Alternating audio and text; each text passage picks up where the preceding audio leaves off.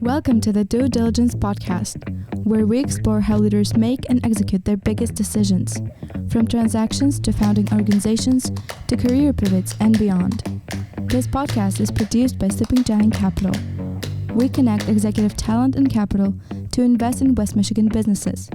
To learn more, visit us at sleepinggiantcapital.com or stop by our office in downtown Kalamazoo. Hi, I'm Olivia Knightsky, and I'm a Business Development Associate at Sleeping Giant Capital. Thanks for joining us for today's episode. Today, my co-host Derek McIver and I speak with Peter Ciaverilla, CEO and owner of Sharon's Heating and Cooling. We explore his journey of leading a self-funded search and the process it took to get the CEO and owner-operator. We hope you enjoy our conversation. Peter, welcome. Yeah. Welcome to the podcast. It's great to have you here. I've known you for a couple of years. It's amazing to see what you've done. We're going to spend some time today really digging into lessons you can help individuals on your path with from your experience, specifically the self-funded search. So let's start background a little bit and kind of who you are. I got this wrong last time, KPMG, former consultant, left KPMG, took the leap. Yes. And went on a self-funded search. So talk about individually the emotions about that leap, and then kind of some lessons you learned or advice you'd give anybody. Yeah, it's a leap, and it was not something that I did over the course of weeks or months or something like that. It was probably a back and forth with my girlfriend to fiance to wife over the span of a couple of years or something like that. So it was a lot of independent research. It was talking to other people that had gone this route or were currently in it. It was weighing doing the self-funded thing versus finding investor backers up front, or I guess what you call the traditional search or the accelerators, things like that. I attended some conferences and tried to meet as many people as possible. I talked to current business owners, family members, and friends and things like that, just to see if it is indeed something I wanted to get into, because assuming it even was successful, do I truly want to be in that position or not? So yeah, it was a lot, but ultimately, for personal reasons, we decided to do the self-funded thing. My wife is the one that finally gave me the push over the edge and said, just stop talking about it. Let's give it a shot. And why don't you try it? But being self-funded, I think I can't emphasize that part enough, that it is self-funded. So it's a leap because, you're going to be tapping into your savings, your time, you're completely on an island. So it was to me, that was the biggest moment of, do I really want to do this or not? Is, all right, you're truly going to be on your own for the most part. You can reach out to family and friends and you have a network, but you're going to be doing this on your own. It sounds fantastic if it works out, but if it doesn't, then it could be a pretty rough time period for whoever it is, at least emotionally. So, but yeah, ultimately we came to it. It just felt like one of those things for us that, why not give it a shot? All in all, if we could do it in a manner that minimized expenses to a degree and was able to, and we kept a cap on how much time that we put into it, it felt like it was worth trying to see if we can make it happen. So I'm super envious of you, always have been, because that's a big leap. Yeah. That's a scary leap. And people talk about timing. People talk about timing it correctly. When's the best time to do it? But I think for everyone out there to know, like, it sounded pretty calculated on your part. You had done a ton of research. There's a ton of stuff on the internet on how to do this now. There's a lot of resources on how to actually do this. The community is pretty helpful. People will talk to you. So it's pretty calculated, but it's still, you took a jump. So talk about like what went into that emotionally and maybe the timing of it, because you had a unique situation on timing with family and stuff that you went through. Yeah. So I think a couple things, certainly your individual finances and what you're willing to spend, how you want to tackle that is going to be probably number one for most people. I know there's the element of, am I going to relocate? What career am I going to be pivoting to potentially? But I think if you're already thinking about this path, you're probably okay with or interested in that half of it. But at least for me personally, there was just no getting around the fact of, all right, if I'm not going to be working and my wife is either not working currently or has to go back to work, that's a shift, or if depending on if you have kids, if you have a home, a mortgage, all those types of things, it's just real life things you have to cope with, right? So for us, timing wise, we already had one child. My wife was not working at the time. She was full-time momming, and I had been working. So to minimize expenses, after I left my job, we moved in with my parents who live in the Grand Rapids area. And we all shacked up together for the course of the search. And that was the thought being there was, all right, we can live very, very cheaply for a price. That price being living with your parents again for the first time in 13 or 14 years. But again, it was a way that we just looked at and said, all right, we'll give this a certain amount of time. And if it doesn't work out, it's not like we're going to have drained our life savings, something like that. We were fortunate. We didn't own a home. We didn't have any significant debts or career situations that we couldn't cope with or something like that in that period. And then my wife was able to go back to work remotely to kind of help float us. So we basically flipped, and I spent my time switching between full-time dad and full-time searcher. And that was sort of how I spent my days. And lived with my parents, and it worked out really well. Not something I ever want to have to do again. It was just a means to an end, but we were fortunate. Everyone gets along with my family. My wife is still with me and got along well enough with her in-laws for a year under the same roof and not a particularly big home. So that all went well. She actually ended up getting pregnant during the course of our search. So that added more towards the whole chaos of the whole thing. But again, it's not like any of this stuff was something that we didn't consider in advance. Our thought process was if not now, then when? Every year that goes by, it's not like we're getting less busy. It's not like we have less responsibility. So we figured it's either going to be this or worse in terms of having to turn our world upside down. So that was our biggest motivation, was let's give it a shot, because there's only going to be more kids and more responsibilities, and we're going to be more entrenched in our careers. So no time like the present. Yeah. Did you, how long was your actual search process before you signed? So door to door, it was almost 11 months exactly from the day I left KPMG to going through the search and closing and finally wrapping up. Yeah, I think it was almost exactly 11 months. And was your timeline with your wife a year, or was it longer? We had said before we started out, let's see where we're at after a year. We didn't put a set date on it, only because we understood there's some shades of gray in there where if we're at the 12 months mark, but we've also just signed an LOI with a really promising company or something like that, we're not going to back out then when we're that close to the finish line. And conversely, even if there was enough opportunities or we felt like something was very close and we're at 12 or 13 months, whatever, we can go for a little bit longer. But we also did accept that, and I knew this going into it, that there's a chance it doesn't work out, and that's perfectly okay. We gave it a shot. It's not, and it's also not something that we couldn't potentially revisit years later or something like that. It's not like it was an all or nothing situation. We just knew that because we wanted to carry on with our lives and not continue doing the faux little house on the prairie thing with my parents and all of us living together. We wanted to get back to our regular lives, so to speak. So we figured about a year was enough time. I know it can frequently take much longer, but after that, we'd take a pause and reassess. We happened to get it done before then, but that was our initial thought going into it. I think you're humble on your courage and the entrepreneurial leap of this. You had a great job. So I'm going to summarize. You had a great job at KPMG. You had a young child. I think was one at a time, maybe one. One. Yeah. A wife that was not working. Yeah. Full-time dad full-time. still. And you gave yourself 1 year, which is good to do. Evaluate yourself, every step along the way, but give yourself a year and self-evaluate with your family. Your family was really included in the decision, it sounded like. You totally agreed on this.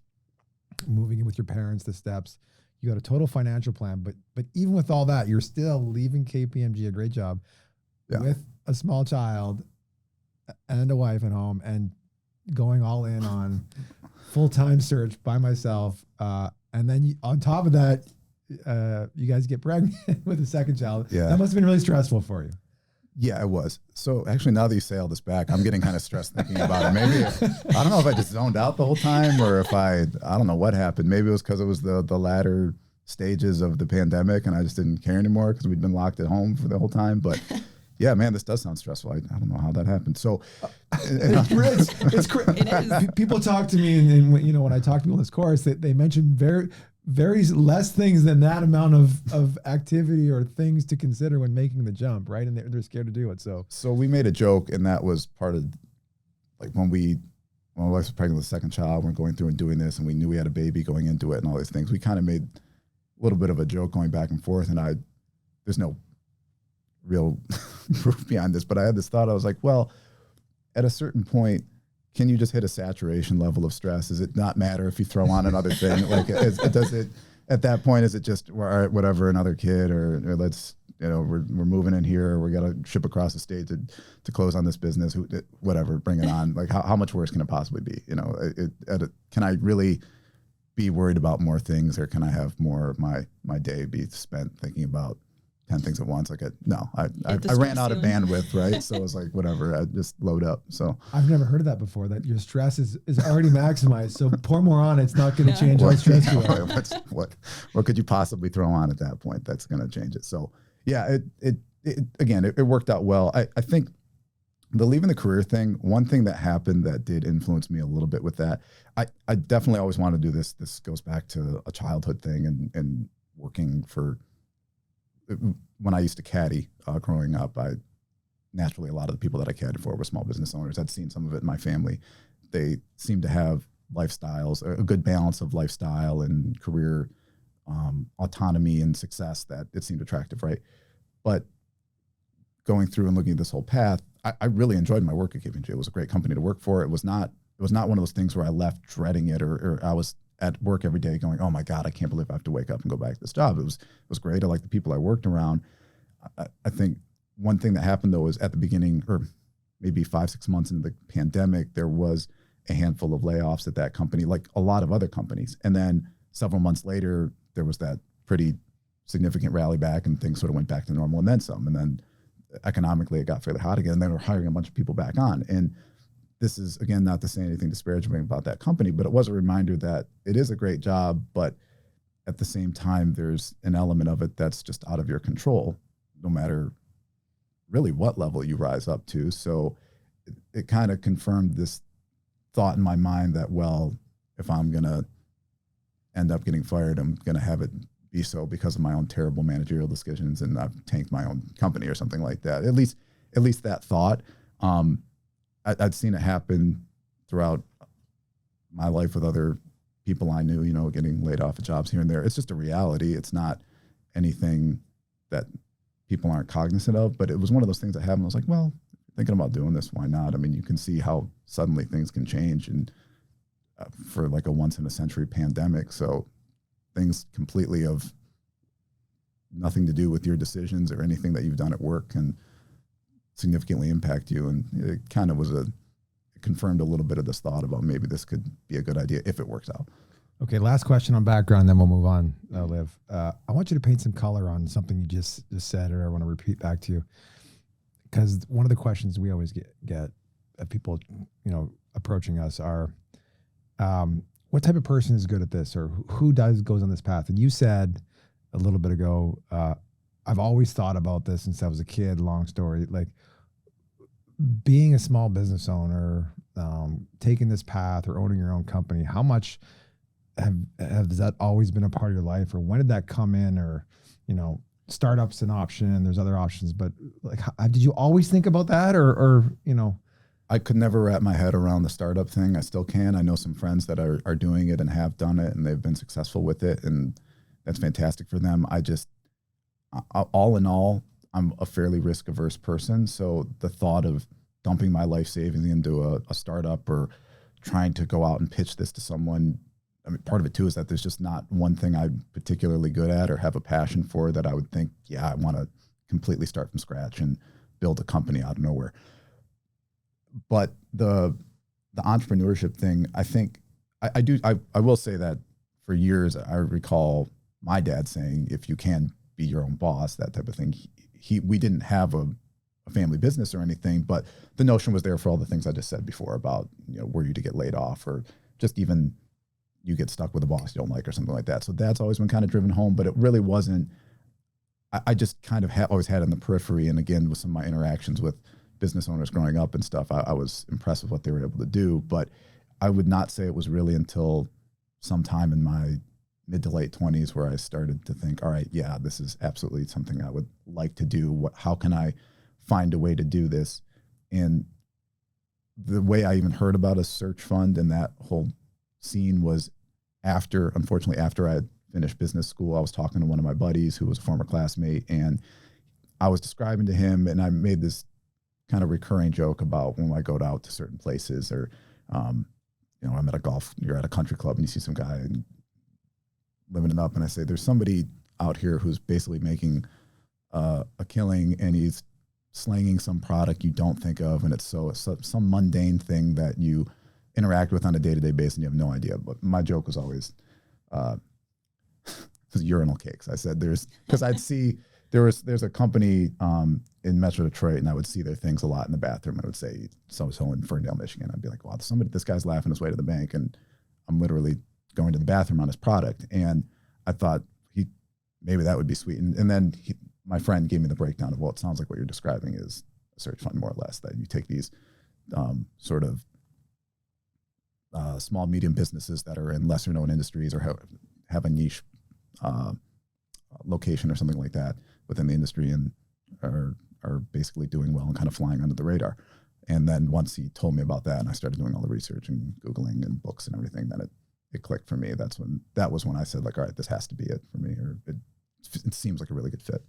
So in doing your research, sorry, I got one more question. In doing your research, when you figured out what an ETA was and learning about self-funded searches, was that the only route, like when you were planning on taking this route, was self-funded search the only option you considered?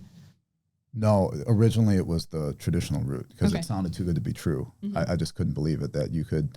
It still sounds great. I think if for personal reasons if my wife and our families weren't both in Michigan and we weren't already more established and had started a family, wanted to stay nearby, I absolutely would have loved to go that route. It sounds incredible. Whether it's a traditional search or an accelerator, the thought of having someone allow you to pay a salary and help you with expenses and provide you structure and support as you go through the process, and interns and infrastructure and everything else needed to do it sounds incredible. So that's what I originally started looking at it for. And then just for personal reasons, I wanted to be pretty geographically focused, and I just couldn't envision a scenario where I'd be able to raise that type of money and tell people I'm only going to search in Michigan, a state of 11 million people or something like that.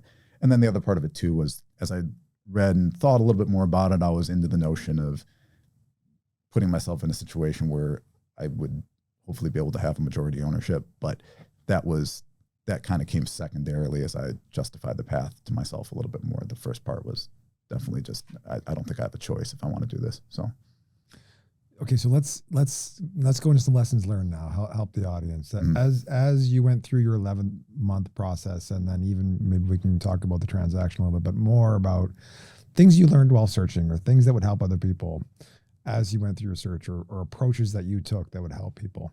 What was kind of running your self-funded search? What was, maybe start with the biggest challenge. What was the hardest thing for you as you were doing your self-funded search? Probably deal flow.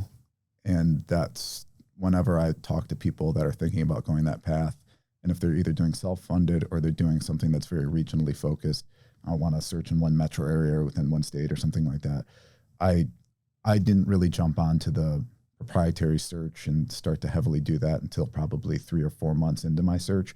I got caught with a deal very early on that I was interested in, and that slowed me down a little bit because I had an LOI out there within a month or something, and I probably spent a little bit too much time, and that was just from lack of experience and not knowing better. But in any event, I pushed that off, and I had this notion in my mind. I said, I don't care if it's going to be at the market or it's going to cost a little bit more perhaps compared to other companies. It just sounds so much easier to have sims and teasers and stuff prepared for me and have a broker that's going to help grease the wheels and move things along. That sounds great. And then what I found is that just the volume of deals that I was seeing at the size range that I was looking for and the types of companies I wanted wasn't nearly enough to keep me busy. And I had no choice but to jump into the proprietary search. But in hindsight, that's where the vast majority of my good opportunities came from. It's how I found the business I ended up acquiring. It's how I found most of the companies that I submitted IOIs or LOIs on. And I just wish I would have done that from day one. I don't know if it would have shortened my timeline necessarily, but I think it would have given me a much better chance to do it even faster. And I think for anyone that's doing self-funded, especially like a geographically focused self-funded search, I think you have to really be prepared to dive into that proprietary search. How you do that is, I think there's probably better ways than what I did. I certainly bootstrapped it as much as possible, but in any event, I think that's really the ticket and will in all likelihood be the way you end up acquiring something if you were to talk to a group of self-funded searchers. So we'll get into that. What are some of the things that made you successful in getting some of those deals in your proprietary search? Did you start pulling lists? Did you start sending emails? Walk us through a week. Like, what did you do in a normal week? Probably starting like month 3 to right. onward. So I did pull a list. I got a hold of some databases that had lists of private companies. A lot of them, I don't know how they get this information, but they put estimates on roughly what the company's revenue is. I don't know if they just take a guess at the number of employees or the website or locations or something, but it seemed to be decent. Now, whether or not it matched up exactly to what their financials were, I don't know, but certainly I felt like if I sorted from biggest to smallest and cut myself off at a revenue range, that backing into some type of decent profit margin wouldn't be above the size that I could reasonably close a transaction on. And I worked my way from top down. I felt like I started with more and more legitimate companies, and then the smaller it went down on their perceived revenue, the more it became indeed a smaller company or a company that wasn't as well established or something like that. And then with that database, or with these databases, oftentimes they'll have a bunch of different data fields, and one of them is NAICS codes, so the different industry codes. So I just had a short list of, not that short, but a list of types of industries that I was comfortable with. And I would pretty much every week I would sort on a particular industry, and I would just go down one by one, starting from biggest to smallest, and Google these companies. And the first step in Googling was just to make sure that they actually existed and that they looked semi-professional and legitimate. That did they have even a website? Could I locate them on a map? And then from there, I was using a combination of another database to find email addresses and phone numbers of owners.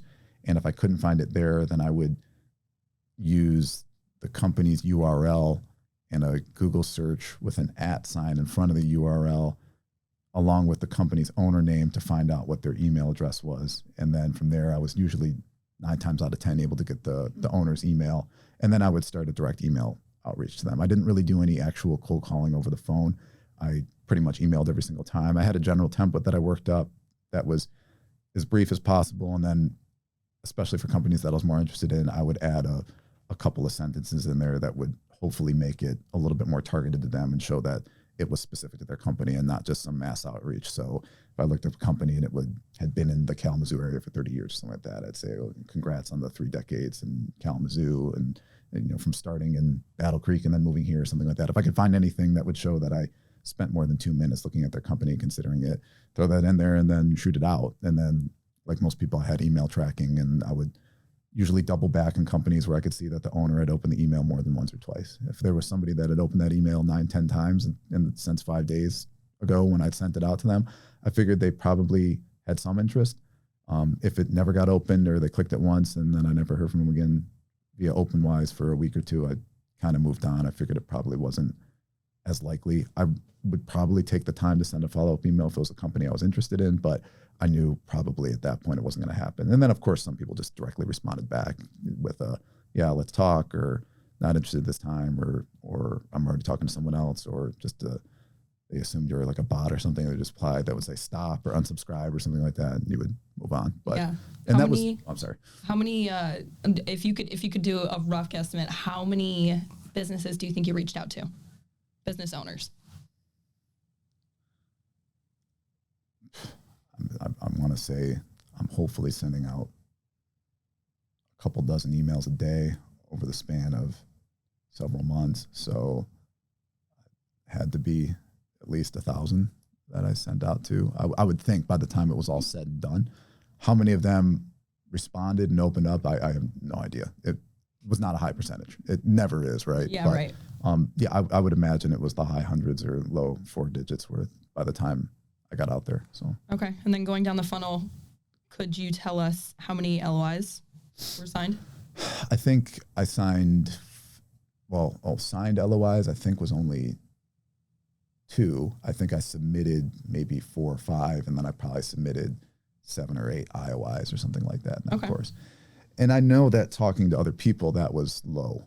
I don't know if it was because I was a little bit pickier about who I wanted to send out LOIs and IOIs to. I don't know if it was just because I was doing a smaller geographically focused search and that was just the volume of viable candidates that I came across. And I also don't know if that's just I had a terrible assessment of what types of companies I shouldn't be sending these to. It probably some combination of the above, but it wasn't a ton. I really don't think it was more than 4 or 5 companies that I sent an LOI to, and I'm pretty sure only 2 were signed. Yeah. So. It sounded like early on you organized via theses or a thesis or a couple theses at one time. You said you'd pull kind of a code based on some theory you had about an industry or a service or something, and you drill down that industry. Is that accurate statement or? Yeah, I think for the most part it was broadly. I was looking for companies that were service based. I wanted to be the people at the company to be kind of the selling point that we were offering a human based service or something there. Part of that was just driven by again being self funded. I didn't have a good sense of me being able to do well with a company that involved a lot of capital expenditures. Part of it was just strategic thing about having to periodically reinvest huge amounts of money into some type of machinery or equipment or something like that. But part of it too was that I didn't seem to, my valuations of companies like that didn't seem to always sync up with what owners and people in that industry look for. So I kind of got away from that pretty quickly. I didn't strongly consider it, but in a way I focused on service-based companies, and then I tried to keep them as simple as possible from a technology and product offering standpoint. It was that old thing about wanting it to have it be an industry I could understand, because there were some that, like, I didn't really look at any software as a service businesses. I think you can understand the product, but I'm not a programmer. I did some database programming for the first 3 years of my career in database administration, and I knew enough to know that I had no idea what was going on under the hood. Like, I was writing SQL code and database stuff, and that's as dry as it gets. And some of the more magical stuff in my mind that happens with computer coding and software and stuff, I didn't know a lot about, and I didn't feel comfortable getting into something that was moving quickly technologically. And then I found that those companies usually too traded at higher multiples, and it was going to be a more expensive transaction. And there was a decent chance if there was one at the size that I was interested in, it was going to be out of my price range. So I tried to stick with service-based companies, and I would say more, I don't know if the term is right, traditional type businesses. Is that old world business? I don't know what the term is, but things that weren't very technologically advanced, things that didn't involve anything sort of magical that I couldn't quickly explain to my 90-year-old aunt or something like that. So your version of urinal cakes. Yeah, pretty much. Yeah. So that's a good, let's try and rehash a conversation you had coming in, as I was asking you, how could we improve our programming and the offerings that we have for people like you? What did you learn in the process? Self-funded searcher, right? I would assume one of the barriers is I have to approach an owner and convince them that I'm the person to buy their company, right? Yeah. And we were talking about how this is kind of art, but there's some best practices. Talk about how you did that and maybe what you learned from it, and maybe even mistakes you made, because we make mistakes every day, even here. And we try to pull them back, and it's hard to pull them back once you make them. So talk about kind of how you approach that from a self-funded searcher, and then maybe mistakes you made and how you overcame them. I definitely made a lot of mistakes. And as I was saying, when I was driving out here, thinking about it and thinking about some companies in the Kalamazoo area too that I visited, I think especially early on, I probably was I sounded a little bit too much like a business school student, probably talking to some owners. I probably assumed too much that I would be able to reach out and ask for data as it would appear in a broker provided SIM or something like that, which is just not a reasonable expectation when you're reaching out directly to owners. It's not that they don't have that data, or not even that maybe they can't speak that language, because I'm sure the vast majority of them can. They've owned and ran these businesses and been successful for years and years. It's that I think it's probably a little bit off-putting to come out that way and just expect that people are going to hand over a bunch of data immediately about their company, something that they've held for oftentimes years and years, that they maybe built from the ground up, or they're a second or third generation owner or something like that. I think a lot of it was where I had success later on was just developing a rapport and having them trust your character first. Not all of them did, but on the ones that worked out well, I felt like that was usually a stepping stone to end up getting that type of information. And then part of it too is just not overwhelming people at first, because even if they respond to your email, that's great. That's the first step. And they say, hey, I'm interested. What would you need from me? And if you fire back with a laundry list of 20 things that are deeply confidential type information that give you every last bit of detailed info about their financials and their personnel and everything, it's not a reasonable expectation. So I probably made that mistake I know I made that mistake several times as business owners. And a lot of it too is, at least from what I saw, for better or for worse, many of these people usually have decently sized egos. So they've been the boss for a long time. They've had success with this company. So saying anything that borders on criticism of the company or points out any type of flaw or something, at least early on, did not go over well. And even if I wasn't intentionally trying to do that, just bringing these things up or asking questions that might insinuate something like that left some bad taste in people's mouth. And I'm sure I made that mistake plenty of times. Again, I feel like the ones that went well in hindsight started off more as a general conversation. You're letting people dip their toe in the water first and easing in, as opposed to just a full-on barrage of questions and financials and everything. It is deeply personal for everyone involved in the transaction. So I think trying to make them feel that way and be as personal about it as possible definitely helped out. So you spun up a website, the Michigan Purchase, right? I got that right. Which was great. It talked about who you are. You've got this really small geographic focus, similar to us, where it's, hey, this is your box. There's not a lot of people in that sandbox relative to the nation. And so you hyper-focus there.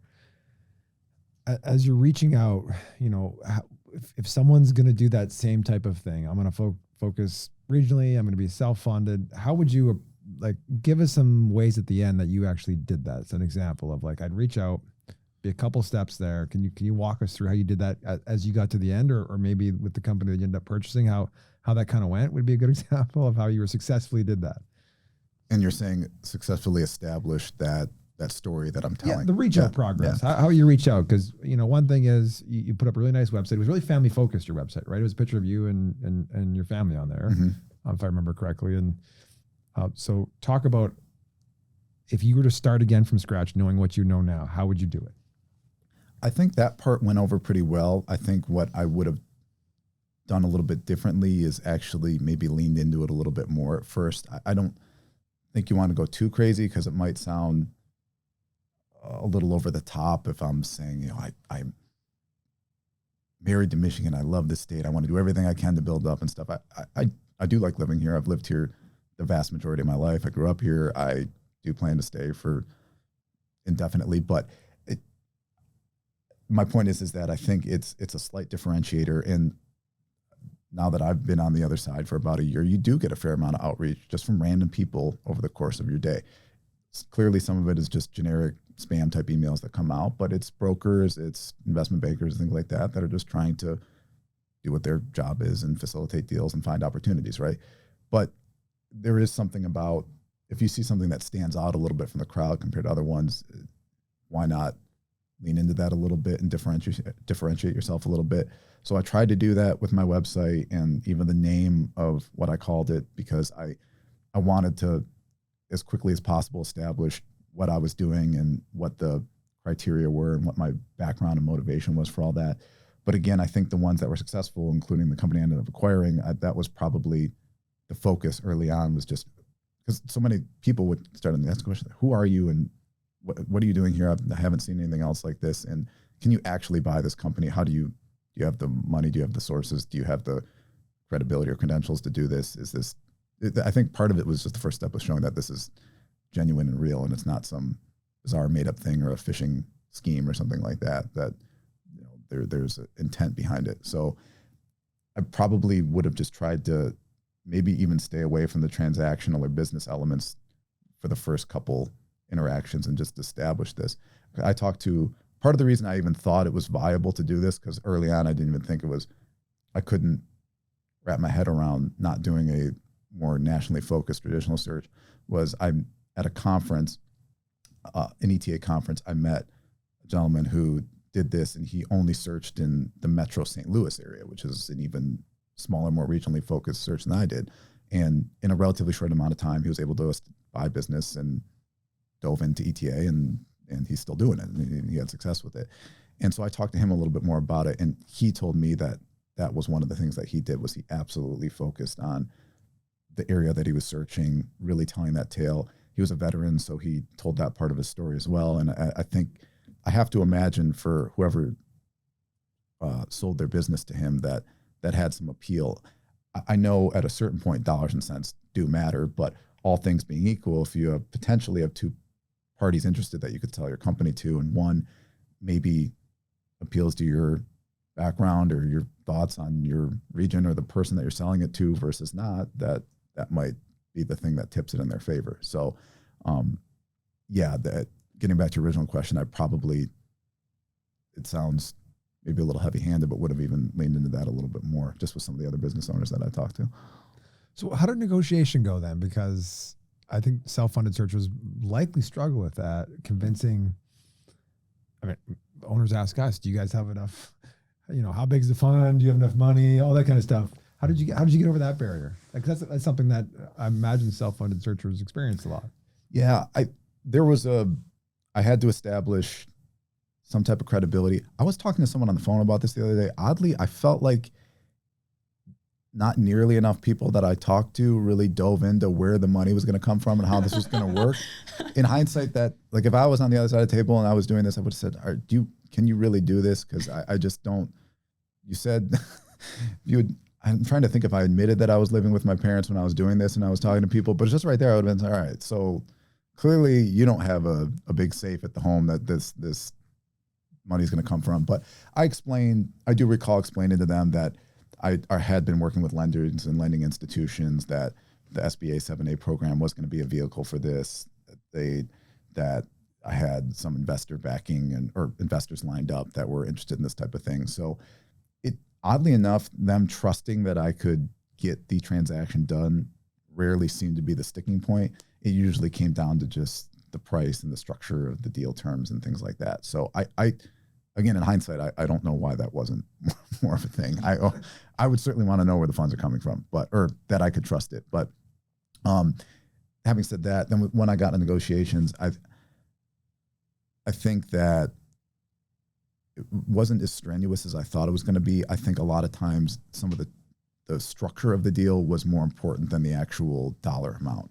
I assume that a lot of these owners had probably started to consider this, or they talked to advisors before, or they'd seen offers from enough other people where they had a general sense of what they thought their business could get on the market. If I was way off, then they probably wouldn't have even further entertained the conversation. But a few times, and this ended up blowing up a few deals that I was looking at, I tried to be somewhat creative with the structure in terms of some either earnouts or forgivable notes or things like that. And a lot of business owners wanted no part of that. Like a line I heard a lot was, I don't want to be the bank, that type of thing. So most of them didn't have an issue with some form of a seller note, but some did. And once it went over a relatively small amount, even 5% or something like that, then this came back to, no, I'm not going to be the bank. I want this to be this, that, and the other thing. So that certainly made it difficult. And for me, and this is probably a function of being a self-funded searcher and the tranche in terms of size of the companies that I was looking at, there were some that looked really appealing, but because they were on the smaller end and had a perhaps smaller number of employees or a little bit of concentration among their customers, I didn't feel comfortable unless I had some type of, what's the term I would use? Not a ripcord, but some type of assurance that the owner thought this could carry on well after they had stepped away. And a lot of times that it didn't work out that way. And it told me either one of two things. Either one, my deal structure was terrible, or two, maybe the owner wasn't quite as confident as they said, that this thing maybe wasn't quite as hands-off and didn't need their involvement on a day-to-day as much as they insisted, right? So that happened, and I don't know if that happens more or less for people that are searching in a bigger realm, and maybe for traditional searchers or an accelerator backed, maybe you're searching in a higher tranche and that type of thing doesn't come up as frequently. But whether it was the companies that I just by luck or happenstance happened to come across, or just by the size that I was in, I felt like that was usually the biggest sticking point in negotiations, was if it wasn't a very straightforward, I'm going to get 90% of my cash at closing and then 5 or 10% as a note that I'll pay off in 3 years, something like that, then I don't want any part of it. So that usually mess things up. You is an important point there in negotiations, right? The owner says the future's bright, the future's bright, the future's good. Well, great. Why don't you share some of the risk and take an earn out or some rolled equity?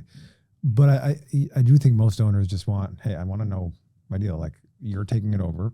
And the one we hear often too is, well, that's fine, but I don't have control anymore.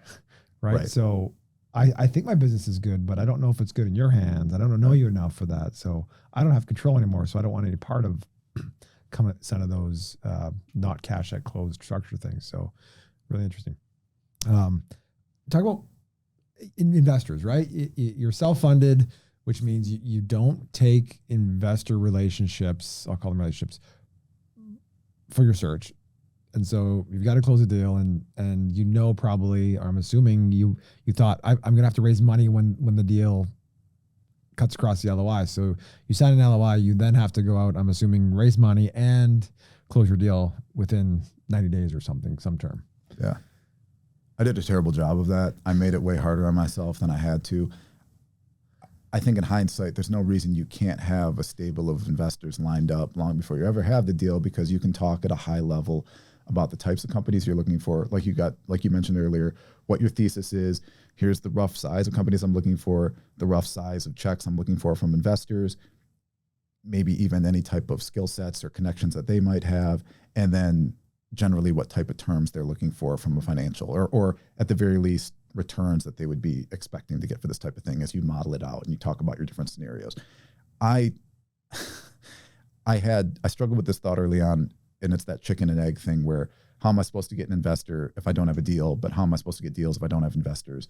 And again, in hindsight, I think you can really talk about a hypothetical with an investor, build out a roster of people and say, all right, she's good for this amount or he's good for that amount.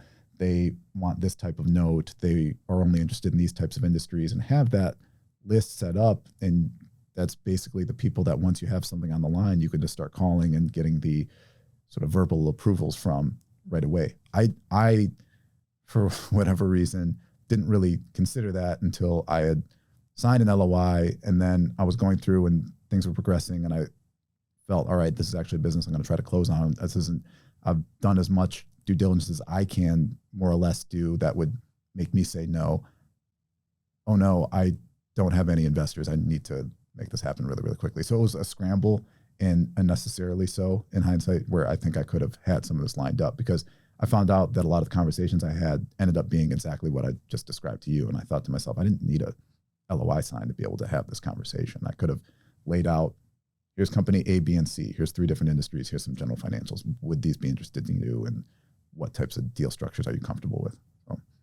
Yeah, it's a good having a plan up front, your financial plan, and then also like a tactical plan. Here's what I'm going to go after. Here's, as a self-funded searcher, and just updating communications monthly, quarterly to them, saying, here's what I looked at here, just to keep them kind of warm. Yeah, I think what's cool is I'm sure there's more and more literature coming out and pieces of advice and guidebooks and whatnot. And for example, your Acquire course, I know that you all walk people through different paths and everything.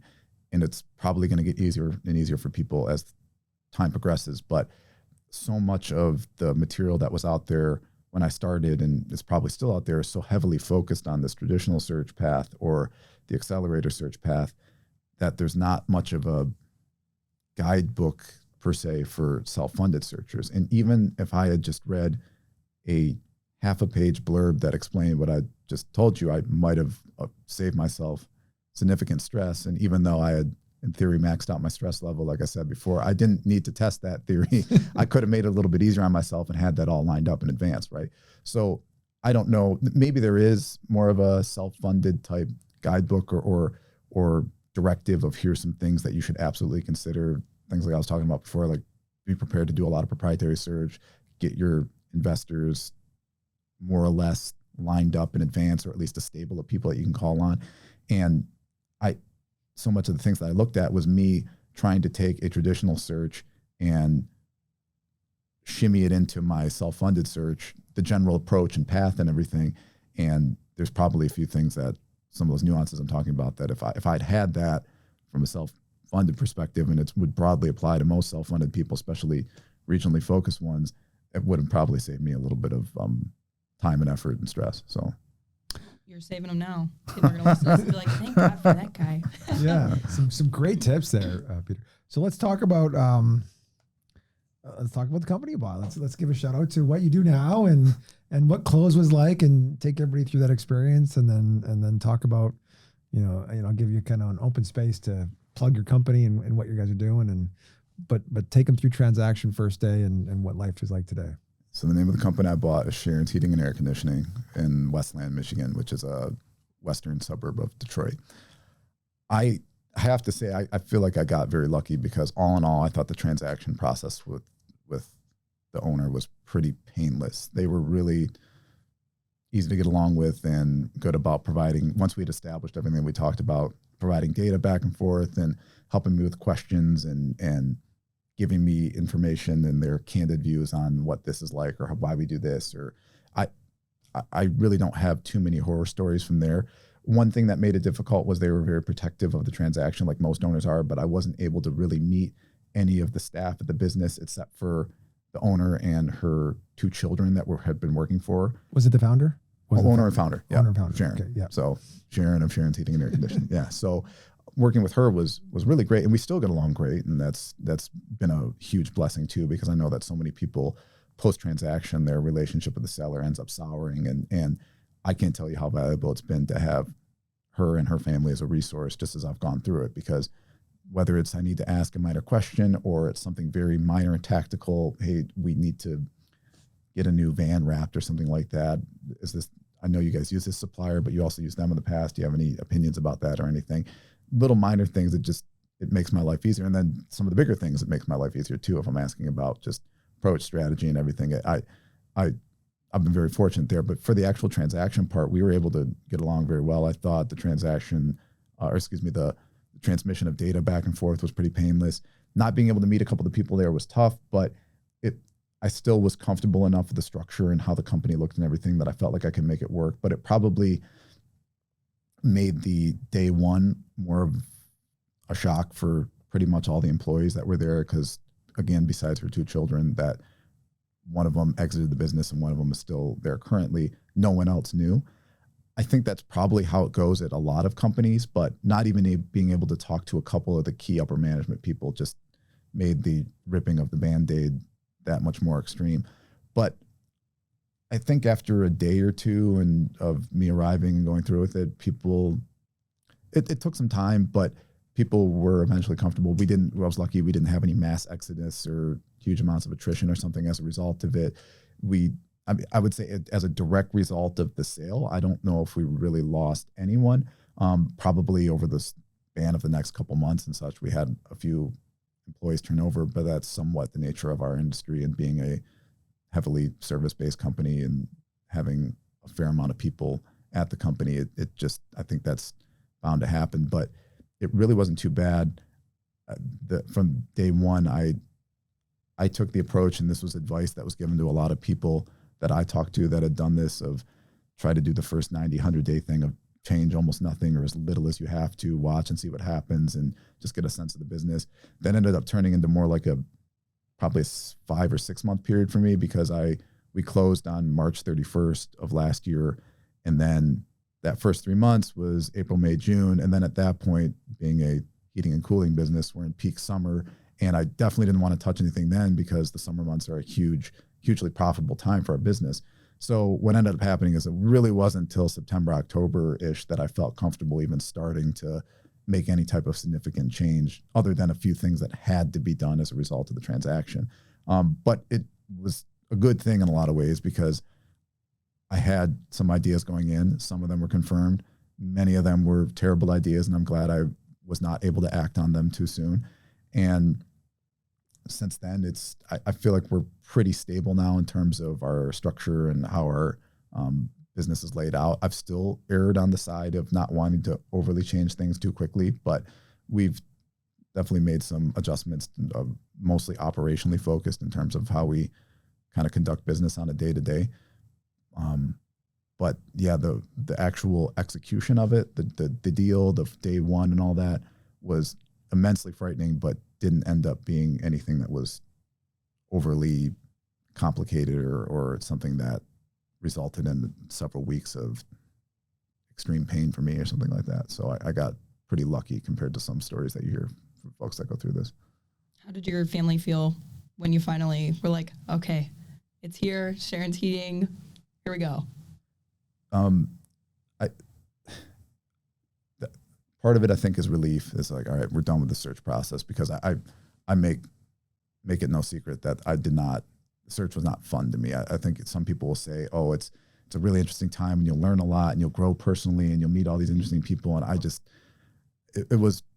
there were some interesting things that happened. I did meet some interesting business owners along the way, but I could have also just not taken 11 months without a paycheck and having to deal with all these rejections and deals that go under and stuff like that. So I was very glad it was done.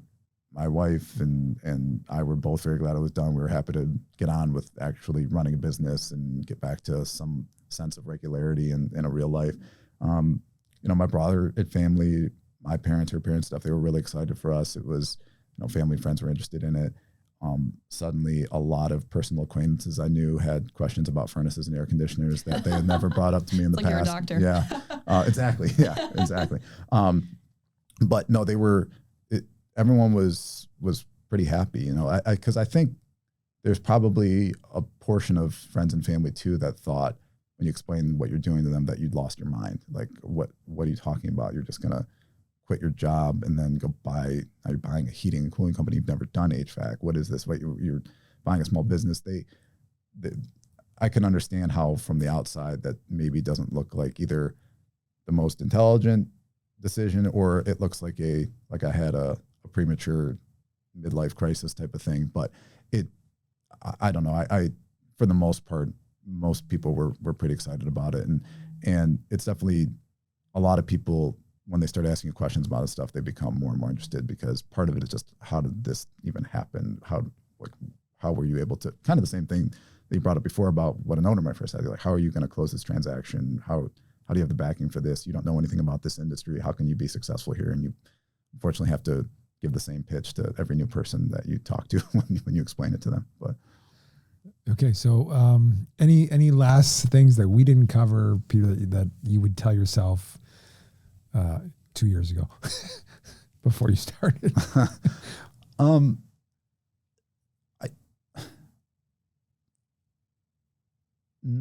One thing I'll say is that it's not a piece of advice or anything, but now that I'm running the business, I would say that it's lived up to the billing. And what I mean is that you can probably intuitively think what it's going to be like before you get there. But then when you're actually doing it, it's definitely been stressful and exciting and challenging and rewarding and all that all at once. It's a roller coaster for sure. On the aggregate, it's been almost entirely positive, and every, when you're looking at it, sort of like what do people say with kids, like the days are long but the years are short. It's kind of that same thing with running the business. I couldn't believe a couple months ago that we had hit the year mark. Time flies, and things had gone better than I would have anticipated in year one. That's all been good, but all the moments in between there's plenty of days where you leave and you just, oh my God, today was exhausting, or I just got beat up by 10 different customers or something like that, or I'm handling this personnel issue or that thing. But then you look at it as a whole, and it's incredibly rewarding. And yeah, I'm still kind of amazed that there is a fairly straightforward path to do something like this.